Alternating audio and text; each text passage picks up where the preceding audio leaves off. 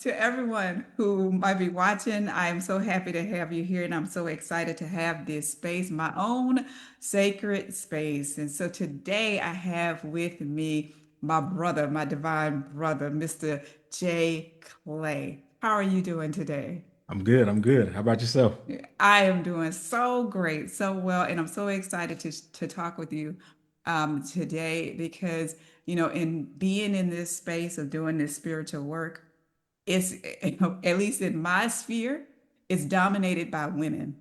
So to come across a man, a masculine presence who's holding that space of operating from the heart, it's rare from my perspective. I know they are out there, but in my sphere, it's a rare commodity. So I wanted to make sure I brought the masculine presence in to be able to share with the audience from the masculine perspective. And I know you have a fantastic story to share. But before we get into that, I'm going to allow you to set the stage and introduce yourself. Tell us a little bit about you. Introduce yourself in the way that you desire to be known.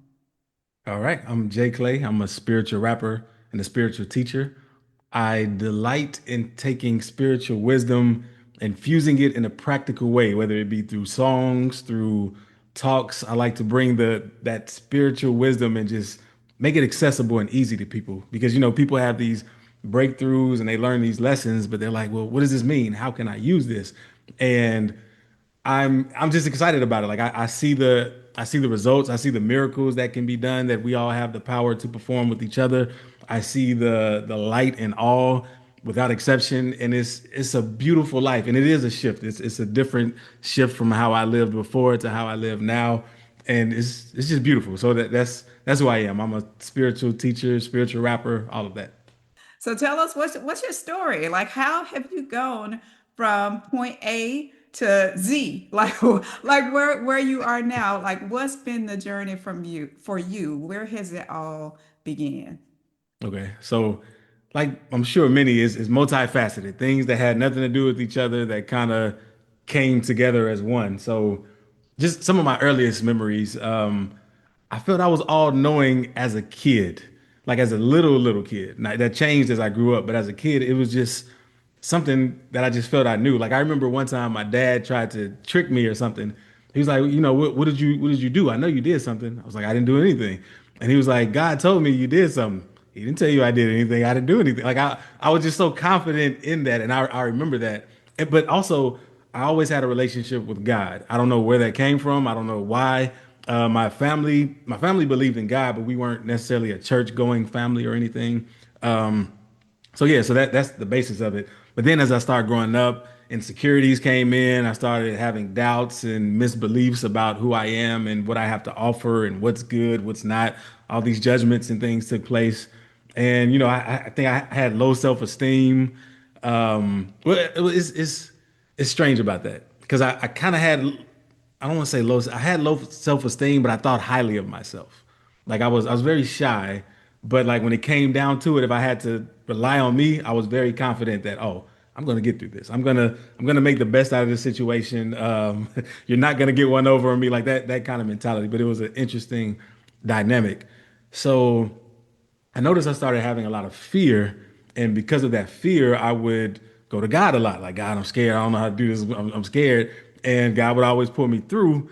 But I realized I only go to God when I'm scared and no other time. So I felt guilty. I started to harbor guilt about that, and maybe this is around high school now at this time. And I was like, okay, well let me try to read God's story. I didn't know where to start. I just assumed the Bible was God's story. So started reading the Bible. I think I came across the King James version first, and I just couldn't. It was like this, thou, that, like that wasn't me. Yeah. So then I found another version, maybe NIV or NLV, and it was better. I started reading it. I started getting insights, read it over and over, cover to cover, and I was started asking people who I felt were more knowledgeable about God and everything. Like, okay, but why is this? Why do people do this and it says this, but then they claim to do this and this? And how come it's okay in this chapter, but in this chapter it's not okay? And it's like people weren't really happy with those questions. They was like, nah, that's blasphemous. Don't ask that. Just accept. Don't, and I'm like, accept what? Do I accept this? Or do I accept that? So it was just an interesting thing. I kind of put it in my back pocket because I didn't know, but I kept reading and I kept reading it over and over. And every time I read it, I got more insights about certain things that others just weren't talking about that was pretty clear. So I was like, okay, well, maybe, others, they just don't read it for themselves. They're listening to others' interpretations. And so I started, just stepping in more, trying new things, having new mindsets. Then a saying came into my world, which was watch your thoughts for they become your world. I mean, watch your thoughts for they become your words. Watch your words for they become your habits, your actions, actions, habits, character, destiny. And I was like, oh snap. That is so true. Like I traced it. I traced it from the back end to the front end. I was like, well, I can't control my habits or character or destiny, but I can control my thoughts, words, and actions, which is like the cause to those effects. And that just blew my mind because for a while I was quiet. I think I had just read the Four Agreements as well, where they talked about being impeccable with your word. And I was like, well, in the Bible, Jesus said you can say to this mountain, move, and it will move. But I was like, oh, I must have been misusing my word because maybe I spoke against others and their creative powers, or maybe I spoke against myself, or maybe I intentionally um, lied, so to speak, just said something right. And so that's a misappropriation of my word because I'm telling myself, oh, don't trust what I say because it's a lie. And so I'm putting all this together like, oh, this is crazy. I don't want to say anything. Let me just watch what I say. So I started watching my thoughts. It was a meditation without me knowing. And so I'm just going through life trying to understand it all.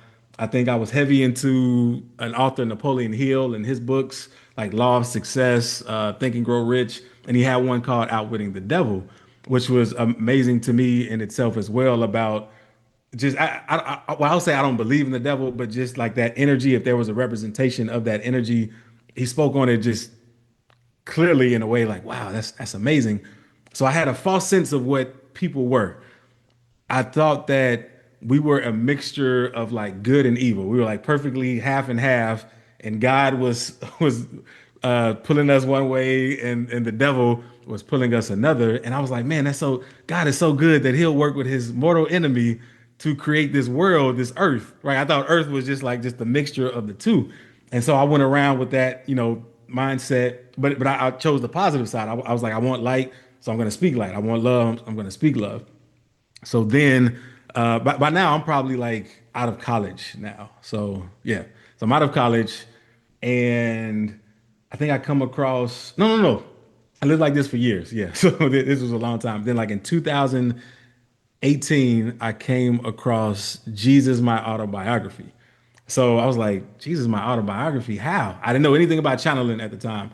I didn't even know that was possible. Oh, and because of people's interpretation of the Bible that I didn't realize I listened to, I thought anything like that was evil. So, right. So I stayed away. But then I heard about Jesus, my autobiography on a YouTube channel, and the lady read an excerpt from it, and it blew my mind because my interpretation of how Jesus was nothing like how I saw that other people thought. But what was said in that book, I was like, this is exactly who I believe Jesus was. And it just blew my mind. So I had to get the book. I read it in like a day. Yeah, it was and it was a channeled writing. So I read it as both a skeptic and I read it as someone who wanted to believe. The belief ran off because I couldn't find any holes in the logic. I tried. I was like, well, this applies to this. That's why people do this. That's why the world is like everything just made sense. And in that same book, Jesus said, that's why I wrote A Course in Miracles. What? Let me look this up. So I looked it up. Different author, different publisher. It had nothing to do with it. So it was no endorsements, nothing like that. And then from the first sentence of that book, because I had to get it, it said, nothing unreal exists. No, wait, nothing real can be threatened. Nothing unreal exists.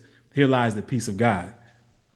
Blew my mind. That was like the greatest rap lyric ever, and so that changed my life. But let me go back just a little bit before we get there. At the same time, I started working at NASA like in 2024, and but I was also making regular music. Like I was trying to make it as your typical rapper. I rapped in a trio. We were doing shows like every weekend. We were going around. At the height of our success, we had a single that was played in all the clubs in Houston, Dallas, Fort Worth area. We also had our merchandise being sold in stores all over. Like it was, yeah, we had a nice buzz, but things just kept happening that was like outside of our control where we just didn't make it. Like things where it felt like God had to step in. It was like, nah, meaning like we wanted to get on rotation on the radio. One program director said, yes, you can make it in rotation in the radio. We're going to put you on. He gets fired. Come on. So but it had nothing to do with us. It just happened. Another program director, same thing. And just for context, this was my all. This is everything. Like I want to be this music person. This is my whole world. Another one was like, we're gonna put you on. He dies. What? I like yes, like I can't make this up. And just other stuff kept happening, and every time it was devastating because I felt like me and my crew, we were doing everything that they said we were supposed to do. Even though we didn't enjoy certain parts of it, we're gonna go out to the club every night, we're gonna promote, do all this stuff. We were doing it, but it was like nothing was coming from it. Every time I would get very sad, ask why, but I would go deeper within myself. Like this, it's got to be me. It can't be anything outside. I don't know where that clicked for me, but I was like, it's got to be something with me. So each time led me deeper and deeper into my faith, deeper and deeper into wanting to understand everything, like reality, whatever. So now, fast forward back to A Course in Miracles. I started studying it. It made so much sense. It was the missing piece to just everything I ever wanted to know. And I started living it. Once you start living this divine life where all is one, where like how I see you is how I see myself. You're a reflection of me, extending God's love. It changed my whole entire life. Like everything changed. I knew I couldn't make the same type of music anymore because the music that I made, it wasn't that it was bad. It was just that it sowed the seeds of maybe distrust in some areas. It sowed the seeds of, hey, I'm better than you are. You're worse off than me. Like just the typical egoic rap stuff. And I was like, that's a good song, good melody, but I can't do it because, and even you can even say it's selfish, but for me, I see it as whatever I put out, it is being reflected. Like I'm putting out seeds that will grow, and I want to be among the best. I don't want to be among people or things that I feel are less than. And it's like people say stuff like you're lonely at the top. It's not lonely where I'm at right now because I see the love in everyone, and it's so beautiful. So anyway, that made me think about like, okay, to teach is to learn is to teach. If you want to learn something well, you have to know it well enough to teach it. If you want to be a good teacher, you have to have learned the lessons. So I was like, okay, I'm good at music. Let me see if I can teach this in music, and then that way I can kind of scratch both itches, so to speak. Like I can learn what I need to learn, and I can continue being creative in the way that I enjoy. So I made a couple songs, and I was like, this is not corny. It's teaching and it's good. Let me make sure. Let me ask a few people what I think, and then people said it was good. So I happened in 2018. I happened to be going to London, first time in London. I said I'm gonna go to an open mic. I went to an open mic, and my logic was, okay, if I suck and this music sucks, it doesn't matter because I don't know anybody there. Nobody knows me. I'm okay. All right, so I went in. And I performed the first song, which was Shine Blind at the time. So I performed that song, and it was good reception. People were bobbing and everything. And then the next song I did was I Like You That Way. And I don't know if it was just off that song or the combination of both, but like the energy just erupted. Like everybody was just like tuned in. People were like, who is this guy? And like later, somebody told me that I had them recording me. She said that somebody moved her out of the way so they could see who I was. They said the bouncers came out from inside to see who I was. Like, who is this dude? And then the announcer told me after the event was over, because we stayed and different performers performed. He said, you did this, right? And I'm like, what are you talking about? He said, this energy that's here, that everybody working together and just giving their best, you did that. I was like, how? What do you mean? He said, the same people come here every week. Same week they give just the half performances.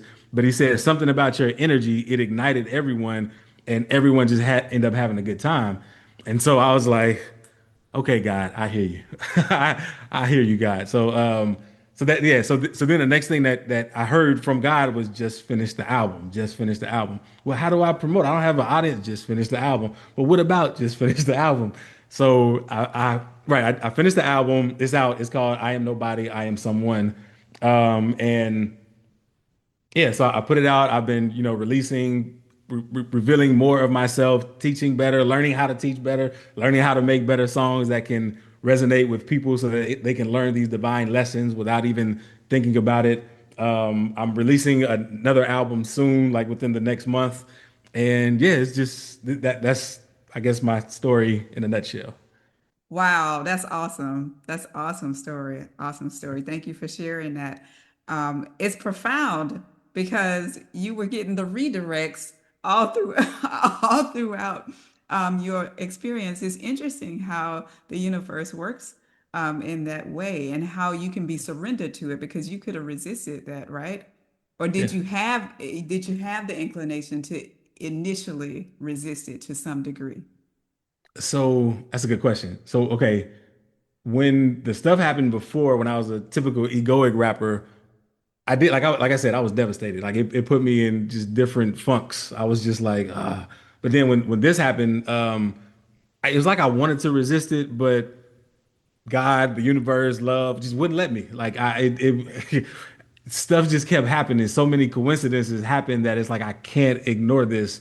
This is too powerful, and yeah, and so I had to keep going. And then even sometimes now, not now, but like in the years between that, there's been times where I'm like, well, maybe I took this as far as it can go because I don't know what's next. Of course, I asked and I waited and listened, and then right when I'm like, oh, well, let's move to the next thing, I'll get more confirmation or other people will come to me like, this has changed my life. You have no idea, blah blah blah blah. Like it, and yeah, and so I know that what I'm doing now is where I'm supposed to be.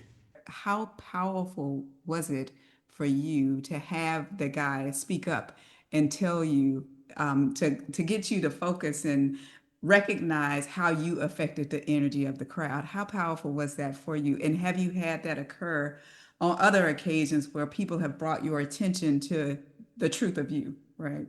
Yes, it's been like without words. Like it's one of those things that'll make you want to cry. Like yeah, that's the best way I can explain it. And it's not from the sense that it's like I'm looking at myself like I'm just great. It's what's amazing to me is I'm not doing anything special other than what I love to do. And so just me being me is affecting people on a grand scale. And having that being pointed out makes me realize too that others do the same for me. Like they're just showing up, just being them. They have no idea how they impacted my world just walking down the street a certain way. And it's beautiful to see it and to witness it. And the fact that it's been present my whole life. I just didn't notice it. It's like, I can't not notice this anymore. I have to make sure I'm aligned so I can see how powerful this is. That's awesome. That's awesome. You mentioned being younger and knowing that there was more, like even communing with God, having that relationship, but then having that kind of wane and having doubt set in. What do you think was the impetus for that doubt? I think it was listening to others, and maybe not trusting myself more than them. Like I put more faith into others, like, oh, they have it together. They know what they're talking about, or this and that. And so, like, okay, so an example was my my best friend growing up, he like we used to sing and make songs and stuff, but he told me I couldn't sing. I believed him. And so like, oh, I can't be a singer now. I can only, be a rapper maybe. But I didn't even think I could rap back then. But to the point, like I do sing now on records with technology and things. I mean, I can tell the limitations of my own voice. But who would have known? But it could be different had I took the stance of I can sing. Maybe perhaps it would have developed in a different way. But that's just a mild example of how certain things can derail things, whether it's true or not. So yeah. So just over time with that, and then just me comparing myself to others, me judging others, and then judging my situation, it was just like, oh, I'm feel sorry for me. Oh yeah. Not only that though, I realize this now, but how much people and myself included back then use sympathy as a way to try to get more love. Like you would think like, okay, I don't have enough love, so maybe if they sympathize with me, maybe if they feel sorry for me, then it'll be okay. Like I'll show them one day they're gonna feel sorry that they did this to me, or something like that. And it just kept me lower and lower, and I didn't realize that until like something like A Course in Miracles opened my eyes. Yeah, I feel that. I feel that. That's one of those they call it a trauma response almost, right? Like Yeah. trying to get love, trying to fill the gap where you don't feel like you have it internally yourself. Yeah. Okay, well, I'll share this real quick about my story that I didn't realize until recently. Because somebody told me about this spiritual thing called like your four pinnacles and four challenges.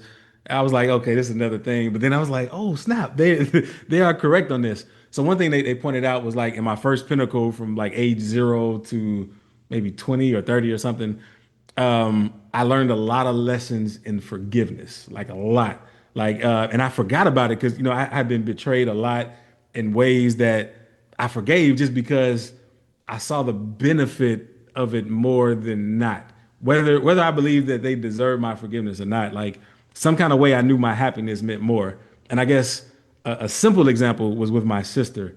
So she didn't betray me in any way. No, I don't want to say that, but when you're a kid, everything is bigger than it is. I think something happened where she did something to me. I got in trouble. She didn't get in trouble, and I was mad. And I was like, man, I'm not going.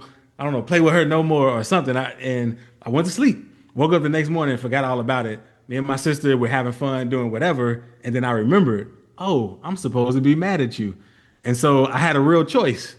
Either I could stop having the time of my life having fun, or I can just start being mad at you and then miss out on the fun that I was having.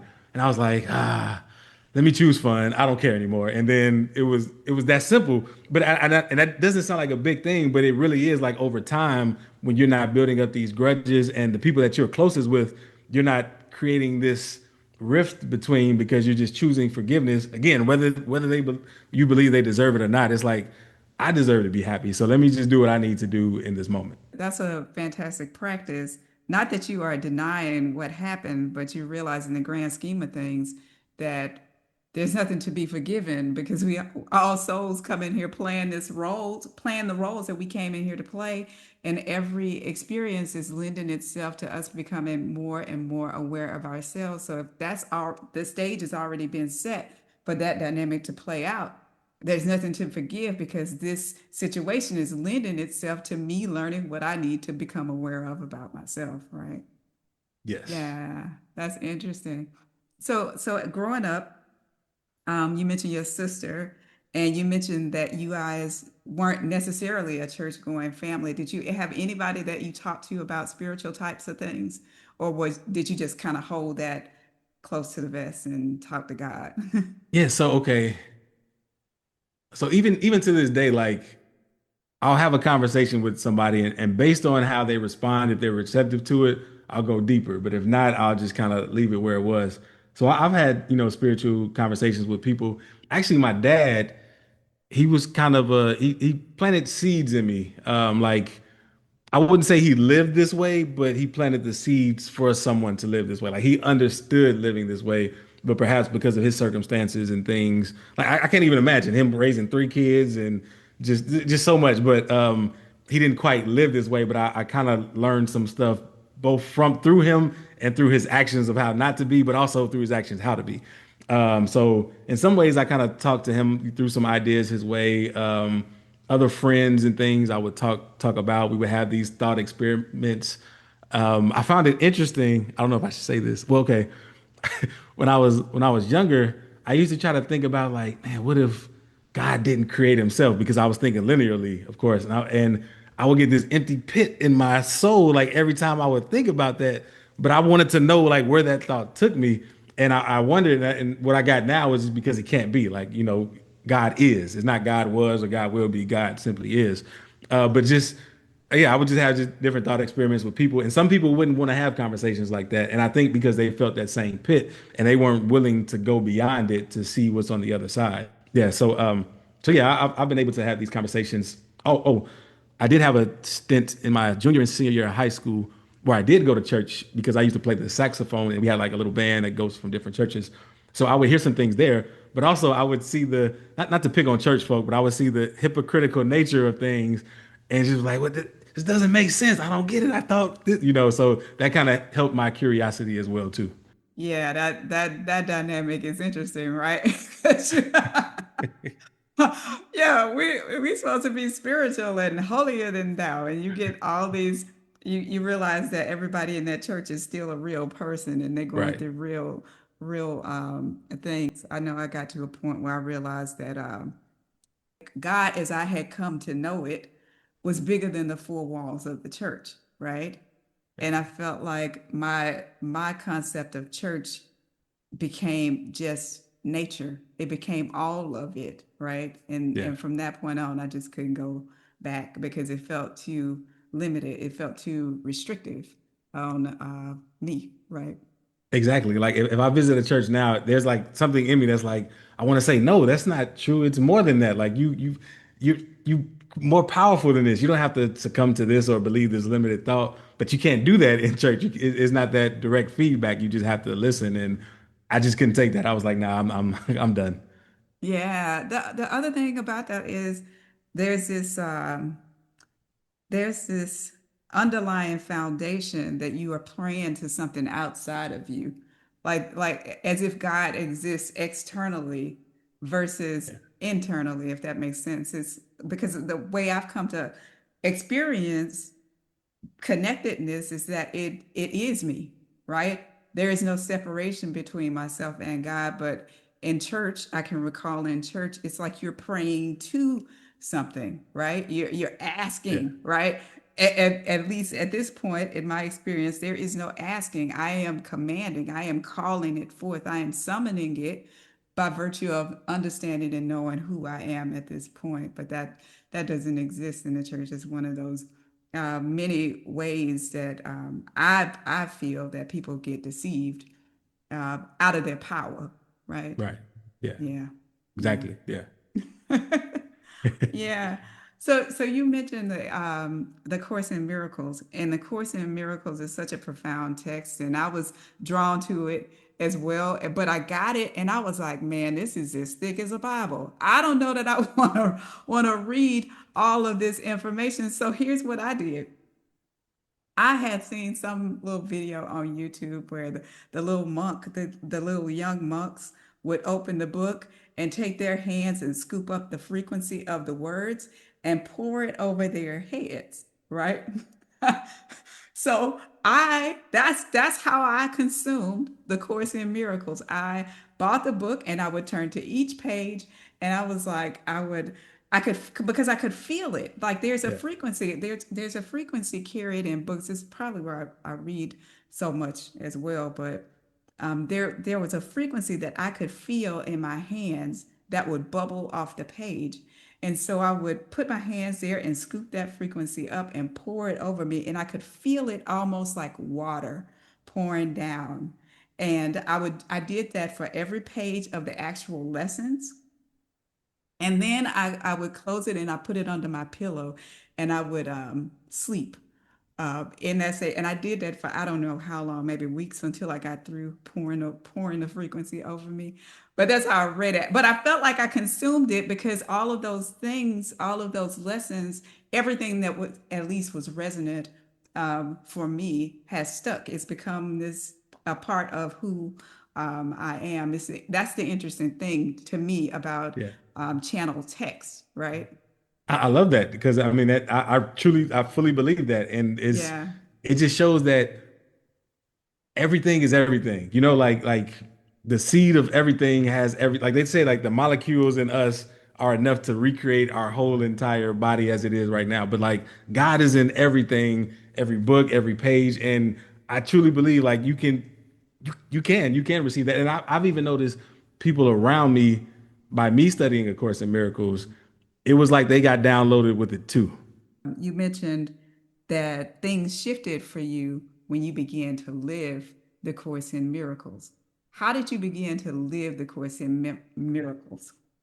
Okay.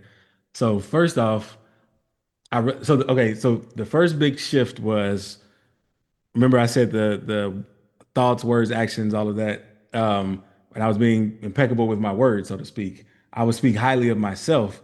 But then I realized I wasn't really speaking highly of others because before I was more like, you got to do it my way, or you gotta be like this, or you're not gonna be on this level. But then it showed I saw the oneness of it all, and it's like, no, we are on the same level. We're always on the same level. What I see in you is really just a reflection of what I'm seeing in myself. So I started really wanting to see the God in everyone else. I didn't know how to do that. I just would try, but over time it started to happen. And so, for instance, at my job, I hated working a day job. My job wasn't bad; it was a good job, but that just wasn't for me. So instead of dreading it, I was like, you know what?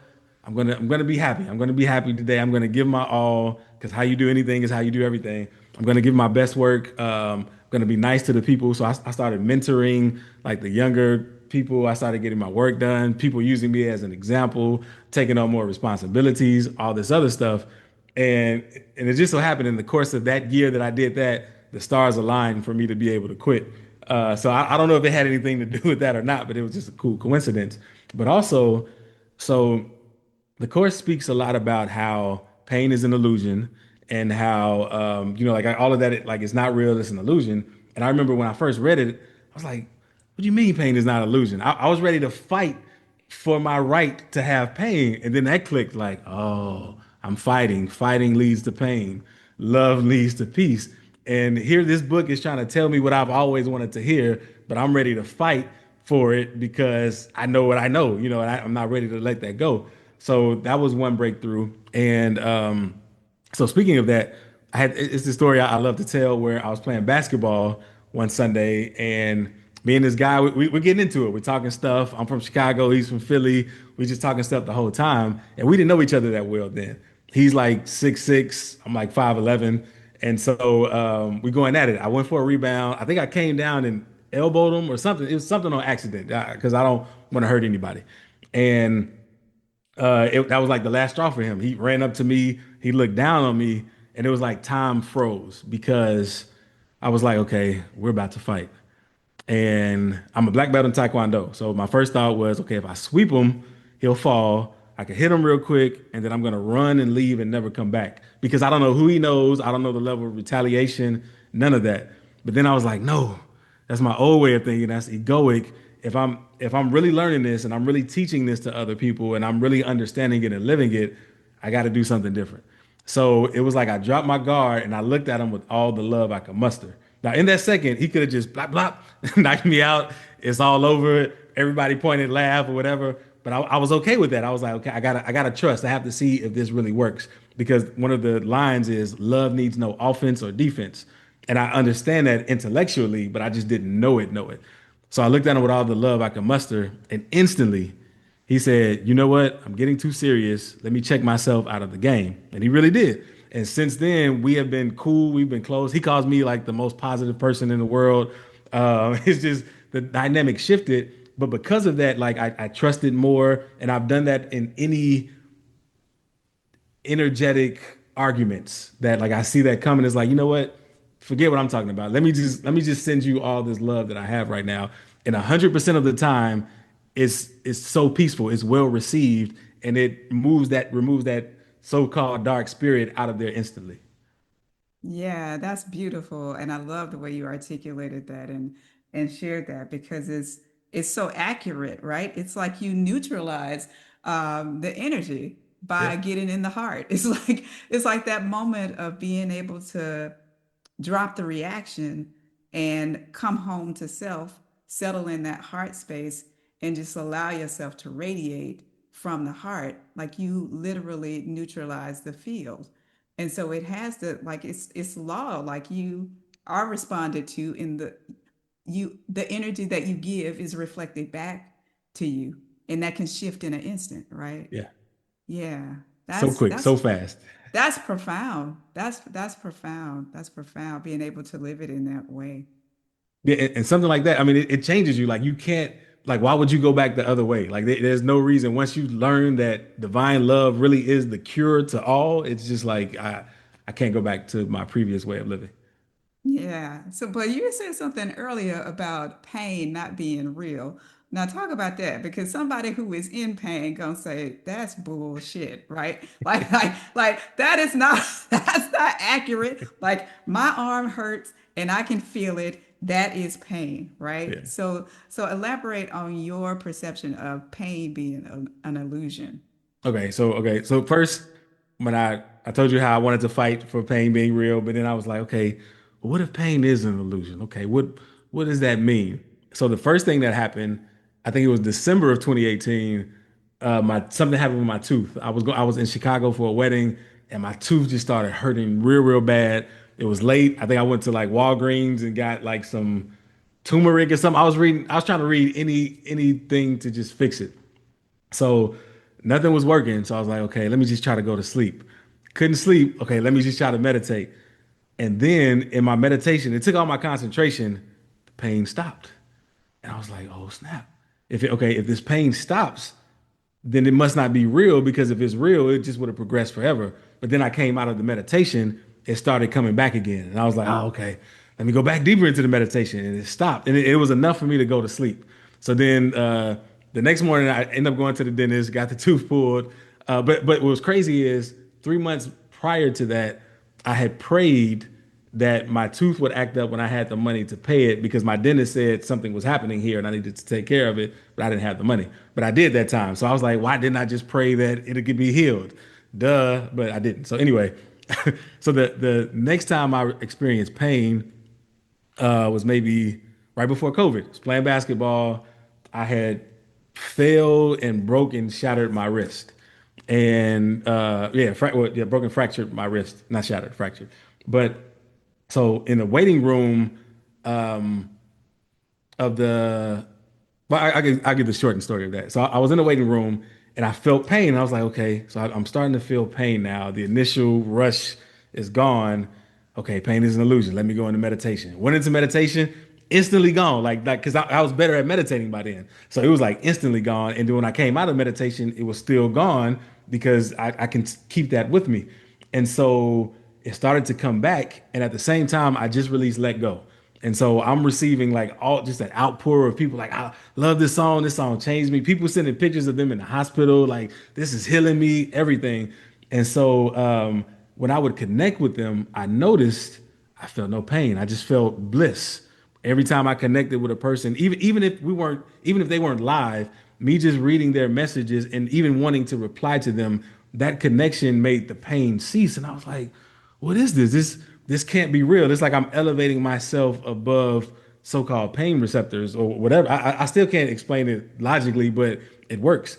And so even with that, like I ended up getting surgery, and a miracle happened with that too because I don't have insurance. But they was like, "Hey, we just happen to have this scholarship where this $23,000 surgery, if you pay $1,000, you can get it."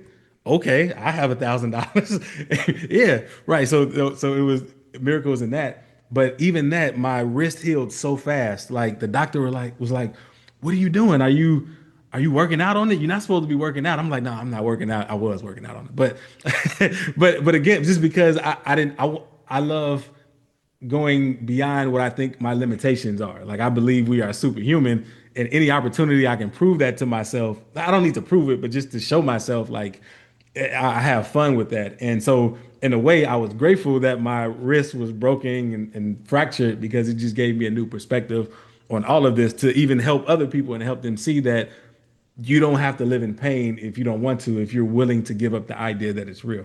That's a great setup because what it shows, at least from my perspective, is that elevating your frequency is the key, right? Elevating you're rising above the distortion, the lower level frequencies where the pain exists. Yeah. You're able to bring yourself up. Now you talk about meditation, and the one thing I've realized is that at least the men in my life have difficulty honing the mind or settling the mind enough to meditate. Like, how have you gotten to a point where you can sit in meditation and not necessarily silence the mind, but bring it to a state of stillness such that you can connect with the true essence of you? Yeah. So the short answer is just lots of practice. That's the short answer. But also, I really wanted to because again, I'm tied to the idea of being superhuman, and everything toward that. It was like the stillness of the mind. You need to meditate, and so it was like, I know I got to do it. I don't want to do it. So my first experience with meditation was a guy at my taekwondo place that I go to. He would say, I asked him, I was like, man, I want to get into meditation. What do I need to do? And what did he do? He told me, he said, sit quietly, you can sit cross-legged. And he had his son show me, and his son was like 8 years old, and he just went into it. I was like, well, if he can do it, I can definitely do it. Right. So I started practicing. So I would do it. And then I think I had success my first few times, meaning where I saw something visually. So I think the first time it felt like I was just going down this endless tunnel, like I was in the sewer system, just moving, going through stuff. And then the second time, it was like it was almost like I saw somebody in samurai get up, sitting how I was sitting, facing me. And I want to say this was like 2015 maybe. So this is before before A Course in Miracles, all of this. So I was like, man, this is interesting. What is this? And then that was it. So then I told the guy, and he was like, yeah, you're gonna see stuff. You're doing it right. You're doing it well. Then he said, be careful because other beings and spirits see that you're open, they may visit you, but just pray to whoever you pray to, you'll be all right. He said it like that, but to me, frightened, scared. Oh, no more meditation. I was like, I'm not ready for any of that. Because it was still a lot of fear in my heart. But maybe a year later, I was like, okay, I gotta get back into this meditation thing. So I tried again, and it's like, yeah, when you first sit still, your mind goes everywhere. Like, you can't sit still. What are you doing? What are you doing? Then you start getting all these ideas of what you could do that's helpful. And it's like, oh, I can do that. I can do that. But it's like, now let me sit here for at least 10 or 15 minutes and just sit still. So slowly I got better. And then the third thing that I did that I almost forgot I did was there's someone called Sadhguru in India. Yeah, and he had a thing where it's like 21 minutes a day, maybe for 21 days. And I think I did it for 21 days where the first 7 minutes you say, I am not the body, I am not even the mind. And you just repeat that mantra. Then the next 7 minutes, I think you sit in silence. And then the last 7 minutes you do ohms. And I did it. I didn't know what to expect from it, but what came out of it was I had stillness of mind. Like I could make my mind go still and quiet just like that. Even now, if I wanted to, no thought, just peace and clarity. And yeah, and so it's just like a new skill unlocked. So it just practice. That's a great example of how to go about that. Because I know my husband, he's one who struggles to settle his thoughts, even when it comes to sleep time, right?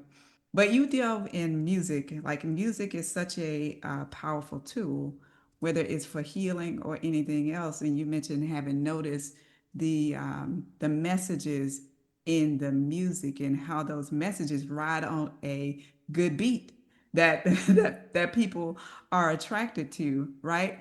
Yeah. Are you able to elaborate on your perception of music and how it's utilized today, and how it can be utilized to empower us? Yeah.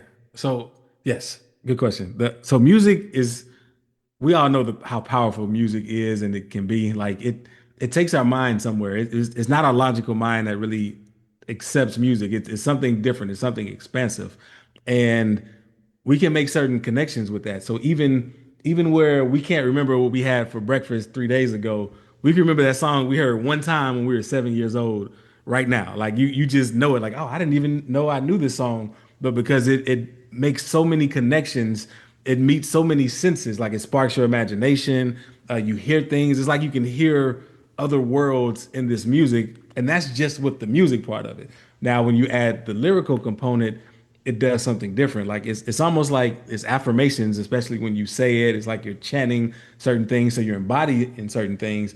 But also, it's almost like a mantra that's just replaying in your head. So it's important to be one mindful of what you're listening to because even though you're like, okay, yeah, I'll never be a gangster and shoot up somebody, but you might start thinking of someone as an enemy to be weary of, just because you listen to certain things. And once I made that connection, it was like, ooh, I need to change how I do things. Now, in my creative process, I still go about creating music the same way. Like I have an intention and then like or a topic or something, and I draw from it. Now, what's interesting is the same way I receive what I consider profound stuff now from spirit, I receive profound stuff even when I wasn't talking about that stuff. Because again, we're channels, like we attune our frequency to receive certain messages from all of the world, and I was embodying those messages. And so, even though it's the same process, I just raised the frequency of the channel of what I'm accepting into my field. Because again, even I would love to take the credit of all the stuff I write.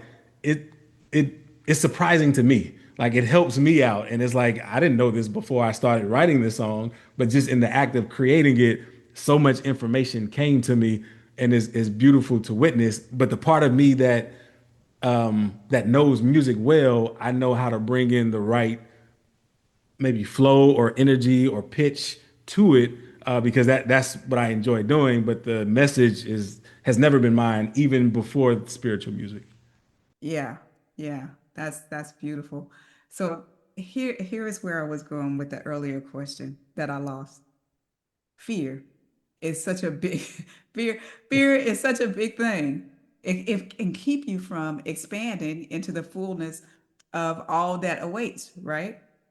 How did you reconcile or make peace with the fear that the feminine incites, the true feminine presence? Because it's that feminine presence that lends itself to your creativity, right? That puts you in a space of inspiration and flow. It's that essence of us that connects us to all of us, the fullness of who it is and what it is that we truly are. How did you make peace with settling into your feminine beingness?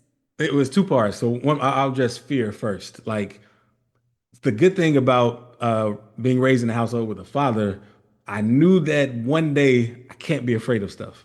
Like I just because I used to be afraid of everything as a kid. I was afraid of the dark, afraid of dogs, just I was afraid of just a bunch of stuff. And I saw my dad like even go yell at a bunch of people that I thought were gang members in the alley behind our house, just yell at them like they couldn't do anything, but he had no fear. They were like, "Oh, we're sorry, sir," and just moved out the way. And I was like, one day, I'm not ready today, but it was just in the back of my mind that one day I have to overcome fear. And so, like, I won't say that fear doesn't come up now, but I actually lean into it when it does because like fear is like, hey, this is a block. You need to see what's here so you can, like you just said, so you can unlock this part of yourself. And I don't confuse that with a bad feeling. Like a bad feeling is like, no, stay away from this. Doesn't mean you're afraid. It's just this is not for you right now. But fear is different. It's something that some limited belief that you haven't faced to really look at it through real eyes. For example, dogs, like dogs have always loved me. I just didn't know that's why they ran up to me. I just thought that I need to run because they're trying to get me. But no, like dogs are great creatures. They're friendly. They're pure love, pure joy. But yeah, so reconciling the fear was just again practice, like me not being afraid to lean into it to just see if it held weight. And then so stepping into the feminine energy of creativity, I think maybe, I mean, I grew up in a household with two sisters. I also have a half sister that didn't live with us, but and a mom, and they're all older than me. Like I was the youngest. And so I always just felt the feminine energy. So it wasn't, I don't know, it wasn't hard to step into. And at times, it's not funny, but it's funny. At times, my dad probably tried to overcorrect to make sure I wasn't feminine. Not that it's a bad thing, but you know, like in certain ways, but for the creative part, it wasn't really hard to step into it just because it was natural and I was always led to explore my creative side. Like that's one thing I would say my parents did was they would I would say, hey, I like drawing, they'll buy me a set, or I like playing the piano, they'll buy me a keyboard or something. Like they wanted to really draw that out of me. So yeah, it just happened. That's nice, nice, nice. Encouraging the creativity. Yeah, that's one thing I find myself doing with the kids now. My daughter is very much into art. My son is very much into computers, and he said he wanted to build a video game. So my husband put together a server for him, a computer for him, and Yeah. now he's teaching himself to code. And my daughter is the same way. She's expanding in her artistic expressions from painting to drawing on canvas to now creating jewelry. So yeah, nurturing those things is important. So I'm going to go to the light language stuff because that's my wheelhouse. And I want to touch on the song that you wrote, where you included a little bit of your expression of light language, right? What was that experience like for you? Okay, so let me set the stage. Yep. So so for those that don't know, you had invited me and two others to participate in an activation, which I didn't know anything about, but I was like, hey, I'm I'm in this space. If it's coming to me, it must be, love and everything, because I trust. I feel like I'm in the space of love.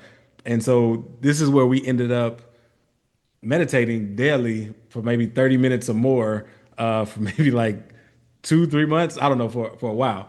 So right. So during this time, I had already had the song Humble Yourself. I already had like part of it, and it was incomplete. I was like, it's missing something. I don't know what it is, but I probably only had half of it written and recorded. And so during this time, something said, "Hey, revisit that song right now," because I was just in an elevated energy from what we were doing daily. And it was like I heard a different part of it. Like it was, I started off calmer, like I'm lifted. Others would say I'm gifted. Like it was just like that part wasn't written yet, and it was going, and I was like, it needs light language here. And there was part of me that was afraid. Like I can't speak light language. Like people are gonna say I'm a fraud. I'm gonna think I'm a fraud. Like what is this? So I was like, you know what? Okay, I'm fearful. I gotta lean into it. So I was like, okay, let me get myself together, hit record, whatever happens, happens. And then I just let it flow. And then I was like, it sounds pretty good. This works well. Okay, now then my thoughts crept in like, okay, is this authentic? Am I faking it? Am I like what's going on? So I reached out to you and I said, okay, I did it. Let me know, feel free to be brutal and say this is not light language at all. But what you came back and told me was you wish it was longer. It was. You felt it, and that blew my mind. So yeah. Yeah, I thought it was awesome. I thought it was awesome because one of the things I've always envisioned is that being coupled with lots of drums and, really maybe not just so tribal, but bringing it into the now, right? Bringing it into the now with modern music, right? Like creating music in a different way. And this was like a taste of that for me. And so when you sent it, I loved it. I loved it. I totally felt it. I felt lifted in that moment of hearing it. And I was like, man, that needs to be longer. Yeah. Yeah. I And thought that so, was and great. because of that, like I'm sure like that seed is planted, so more Eventually. will most likely come. Yeah. Yeah, when you settle in, I'll be ready when you settle in to that because I feel like that's coming. I feel like that's Yeah. coming. So And I mean, if you're open to a collab, like if there's a section that I feel could use it, if you're open to it, I can reach out to you and say, hey, if you're willing to be a part of this song, dude, anytime. Like, okay.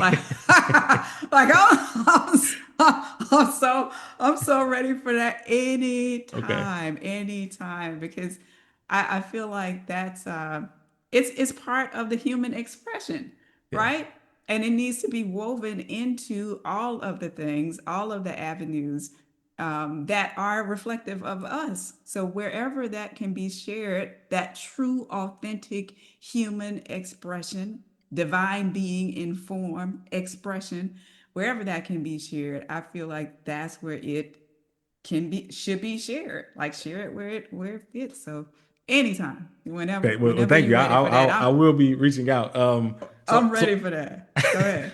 So what's cool about speaking light language, that I noticed is when I'm writing a song, and I'm just vibing with the beat, I'll just start saying things because it's too hard to just say real words. So I just kind of just vibe out on melodies and things, and it felt very similar. Like it was, I Mhm. was speaking that, and it was like, wow, this is amazing. Like it's not the same. It's not exactly light language. It's more like gibberish, but the feelings that it invoked was very similar to when I actually intended to speak light language and spoke light language. It was like, wow, this is a similar energy to me just saying whatever to a beat, when I'm Yeah, connecting with it. you just in an open flow state. Like Yeah.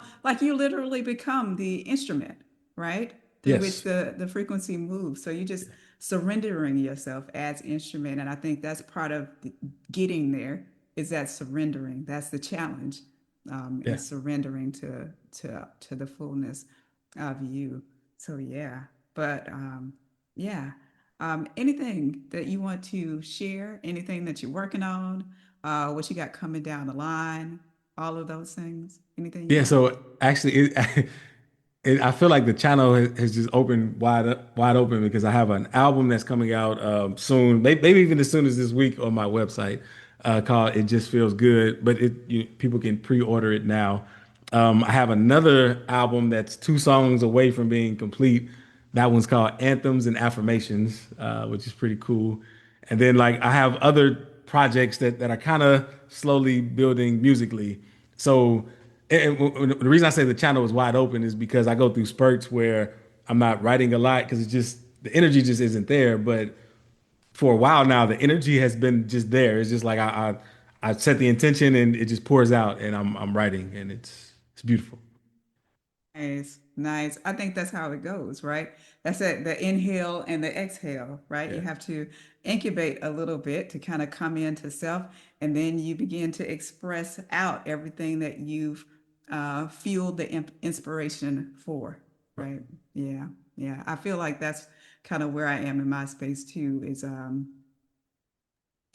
building now. Like I've got all these pieces in place. So this actual series, this video series, is a part of what I'm building. So now I have a place where I can host my own content.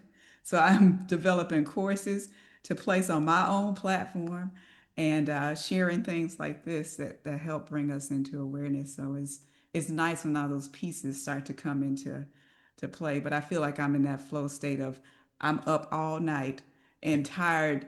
Like I'll be up for like 2 days straight and then go to sleep and sleep for a day and then I'm back at it because I'm too excited to sleep. I'm in such a creative flow state that I literally cannot sleep, right?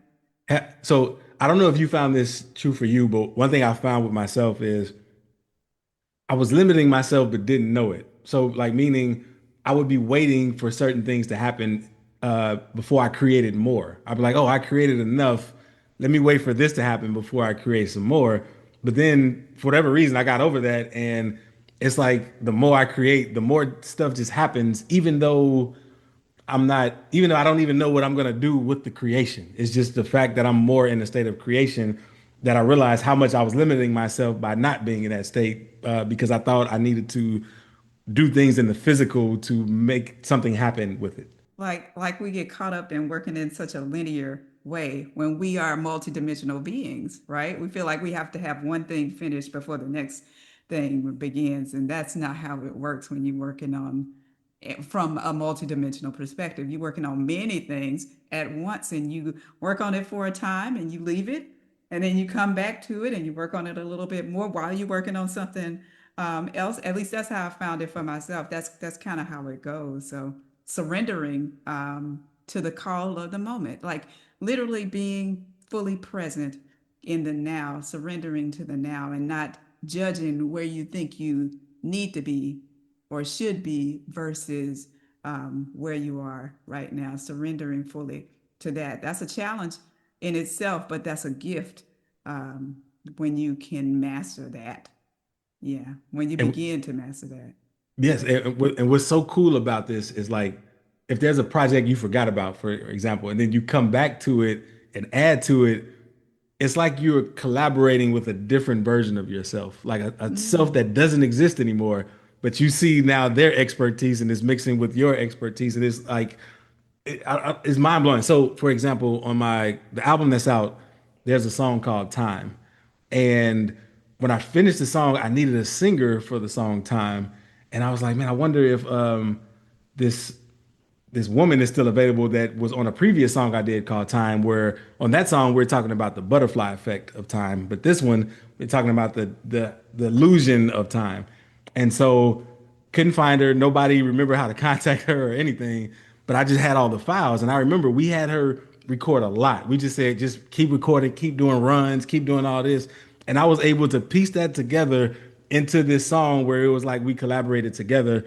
And it was just mind blowing because it was like maybe a part of me foresaw this or something, but I got to in 2019 I got to collaborate with the 2006 version of myself, and it was cool.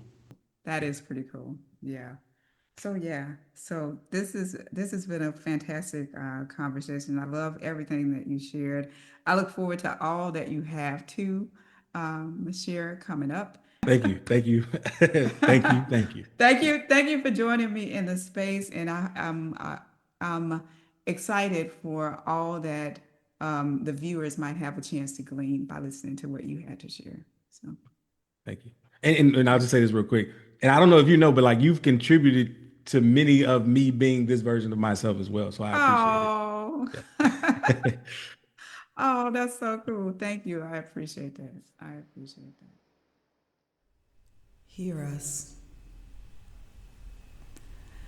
Our presence carries with it the emanation of divine light, the omnipotent, omniscient omnipresence, which, of the very nature of its being, sustains all life as life itself.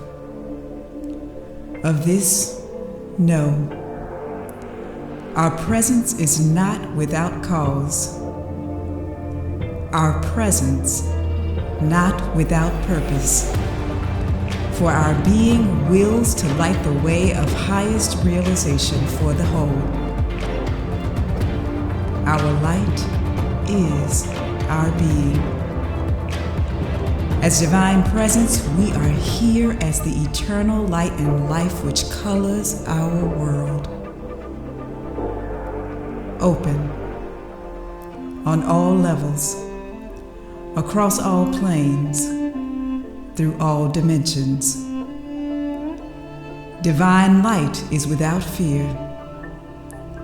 Divine light is without prejudice. Divine light, of which we live and breathe, is our being. Grant yourself permission to know we of the all are the omnipotent, omnipresent, omniscient divine force as unique expressions of love.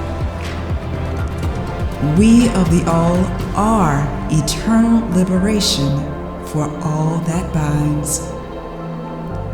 And we of the all are not veiled.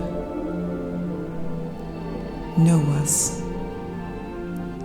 Know thyself.